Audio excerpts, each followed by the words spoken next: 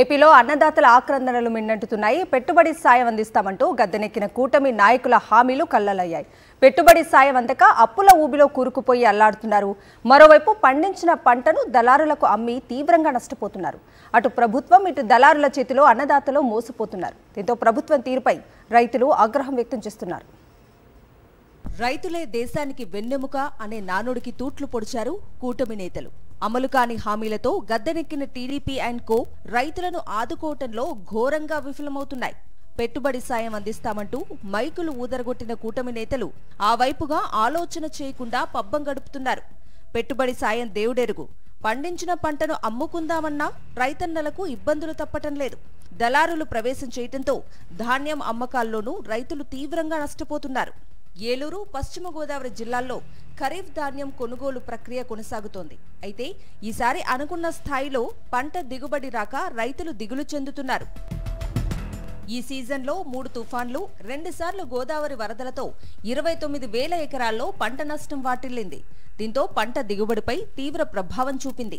ఏలూరు జిల్లాలో 1.80 లక్షల ఎకరాలు, పశ్చిమ గోదావరి జిల్లాలో 2.19 లక్షల ఎకరాల్లో వరి సాగు జరిగింది. ఏలూరు జిల్లాలో 5.60 లక్షల టన్నులు, పశ్చిమ గోదావరి జిల్లాలో 6.10 లక్షల టన్నుల దిగుబడి అంచనా వేశారు. ఏలూరు జిల్లాలో స్వర్ణ, సంపత్ స్వర్ణ, పిఎల్తో పాటు మరో 7 వెరైటీల వరి వంగడాలను సాగు చేశారు. అయితే తేమ శాతం 17 లోపే ఉండాలనే నిబంధన రైతులను తీరని అన్యాయం చేస్తోంది. దీంతో కూటమి ప్రభుత్వం తీరుపై రైతులు ఆగ్రహం వ్యక్తం చేస్తున్నారు. ఆంధ్రప్రదేశ్లో రైతుకి కనీసం పండించినటువంటి పంటలకు గిట్టుబాటు ధరలు లేకపోగా రైతు చట్టాలను కూడా నిర్వీర్యం చేస్తున్నటువంటి చంద్రబాబు నాయుడు గవర్నమెంట్ చాలా అమానుషంగా ప్రవర్తిస్తుంది. అదేవిధంగా పండించినటువంటి పత్తి రైతులు కానీ, వరి రైతులు కానీ, అలాగే సిరిధాన్యాలు పండించే రైతులకి కనీస మద్దతు ధర కూడా లేకుండా, ప్రభుత్వ కొనుగోలు కేంద్రాలు కూడా నిర్మాణం లేకోకుండా రైతుల్ని అధోగతి పాలు చేస్తుంది. ఉమ్మడి పశ్చిమ గోదావరి జిల్లాలో అన్నదాతల ఆక్రందనలను ప్రభుత్వం పట్టించుకోవటం లేదు. ధాన్యం కొనుగోళ్లలో గిట్టుబాటు ధరకు కూటమి ప్రభుత్వం మంగళం పాడింది. ధాన్యం కొనుగోళ్లలో దళారులు ఎంట్రీ ఇవ్వటంతో రైతుల పరిస్థితి అగమ్య గోచరంగా మారింది. గత వైఎస్ఆర్సీపీ ప్రభుత్వ హయాంలో పూర్తిగా రైతు భరోసా కేంద్రాల ద్వారా ధాన్యం విక్రయాలు జరిపి ప్రతి రైతుకు మద్దతు ధర వచ్చేలా చేయటంతో పాటు దళారుల పాత్రను పూర్తిగా నిర్మూలించింది. అయితే గత ఎన్నికల తర్వాత అధికారం చేపట్టిన కూటమి ప్రభుత్వం రైతుకు నచ్చిన మిల్లుకు ధాన్యం అమ్ముకోవచ్చని చెప్పింది. 60% ధాన్యాన్ని మాత్రమే ప్రభుత్వం కొనుగోలు చేస్తుందని కూటమి ప్రభుత్వం నిబంధనలు సడలించింది. దీంతో ఉమ్మడి జిల్లా వ్యాప్తంగా దళారులు రెచ్చిపోతున్నారు. ఏలూరు, పశ్చిమ గోదావరి జిల్లాలతో పాటు ఇతర జిల్లాల వ్యాపారులు పశ్చిమ గోదావరి జిల్లాలో పెద్ద ఎత్తున ధాన్యం కొనుగోలు చేపట్టారు.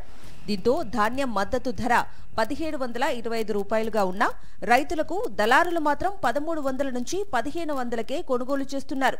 కౌలు రైతులకు పెట్టుబడి సాయం లేదు, రైతు భరోసా లేదు, అన్నదాత సుఖీభావ లేదు, ఏ రకమైన గిట్టుబాటు ధర కూడా లేదు. ఓన్లీ ప్రభుత్వం కొంటే ప్రభుత్వం లేదా కమిషన్దారుల దయాదాక్షల మీద ప్రభుత్వం గాలి వదిలేసింది.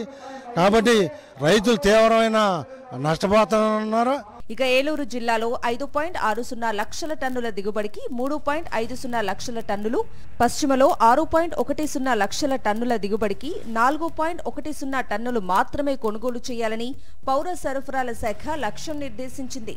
2 జిల్లాల్లో కలిపి 13.70 లక్షల టన్నుల దిగుబడి వచ్చినా 60% మాత్రమే ప్రభుత్వం కొనుగోలు చేసేలా లక్ష్యం నిర్దేశించడంతో రైతులు లబోదిబోమంటున్నారు. మిగిలిన ధాన్యం అమ్ముకునేందుకు రైతులు దళారులను ఆశ్రయిస్తున్నారు. దీంతో చంద్రబాబు ప్రభుత్వం తీరుపై రైతులు మండిపడుతున్నారు. రైతులను కూటమి ప్రభుత్వం నిండా ముంచిందని ఆగ్రహం వ్యక్తం చేస్తున్నారు.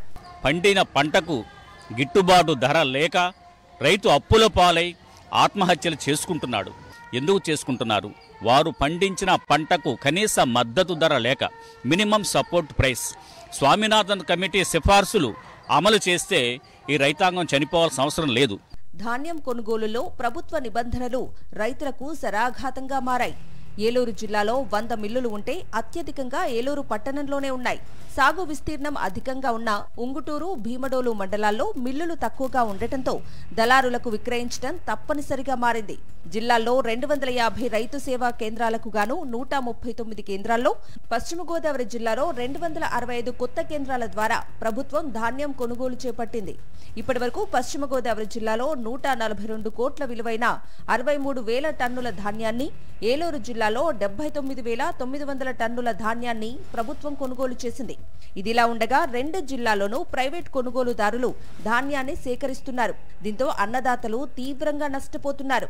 ప్రభుత్వం సరైన చర్యలు తీసుకుని అన్నదాతలకు అండగా నిలవాలని, లేకుంటే ఉద్యమాలు మరింత ఉధృతం చేస్తామని రైతు సంఘాల నాయకులు అంటున్నారు.